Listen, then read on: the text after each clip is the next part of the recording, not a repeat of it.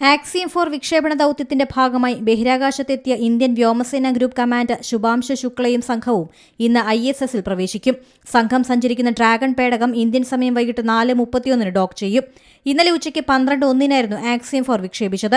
ഫ്ലോറിഡയിലെ നാസയുടെ Kennedy space സെന്ററിലെ launch complex 39A നിന്നായിരുന്നു വിക്ഷേപണം. ആദ്യ മിനിറ്റിൽ റോക്കറ്റിന്റെ ഒന്നാം ഘട്ടം വേർപെട്ട് ഭൂമിയിൽ തിരിച്ചെത്തി. തുടർന്ന് രണ്ടാം ഘട്ട ജ്വലനത്തിന്റെ കരുത്തിൽ പേടകം ബഹിരാകാശത്തേക്ക് നീങ്ങുകയായിരുന്നു.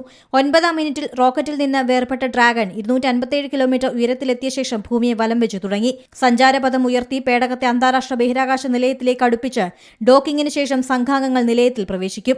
നിലയത്തിൽ തുടരുന്ന സംഘം 2 ആഴ്ചയ്ക്ക് ശേഷമാകും മടങ്ങുക. 14 ദിവസത്തിന് ശേഷം മടങ്ങുന്ന ഇവരുടെ പേടകം പസഫിക്കിൽ പതിക്കും. ഇതോടെ അന്താരാഷ്ട്ര ബഹിരാകാശ നിലയത്തിലെത്തുന്ന ആദ്യ ഇന്ത്യക്കാരനാകും ശുഭാംശു ശുക്ല. നാസയുടെ മുൻ ബഹിരാകാശ സഞ്ചാരിയും ആക്സിം സ്പേസിന്റെ ഹ്യൂമൻ സ്പേസ് ഫ്ലൈറ്റ് ഡയറക്ടറുമായ പെഗ്ഗി വിറ്റ്സനാണ് നേതൃത്വം നൽകുന്നത്. പോളണ്ട് സ്വദേശി സ്ലാവോസ് ഉസ്നാൻസ്കി, ഹംഗറിയിൽ നിന്നുള്ള ടിബോർ കാബു എന്നിവരാണ് ദൌത്യസംഘത്തിലുള്ള മറ്റുള്ളവർ. ആരോഗ്യം, ഭൗമനിരീക്ഷണം, ഭൗതികശാസ്ത്രം തുടങ്ങിയ മേഖലകളിൽ സംഘം ഗവേഷണം നടത്തും. 30-ലേറെ രാജ്യങ്ങളിൽ നിന്ന് 60ഓളം പരീക്ഷണങ്ങൾ നടത്താനാണ് യാത്ര. ഇന്ത്യയിൽ നിന്ന് 7 പരീക്ഷണങ്ങൾ നടത്തുകയാണ് സംഘത്തിന്റെ ലക്ഷ്യം. Axiom space, NASA, ISRO, European space agency, SpaceX എന്നിവരുടെ സംയുക്ത ദൌത്യമാണ് Axiom 4. News desk C Malayalam news.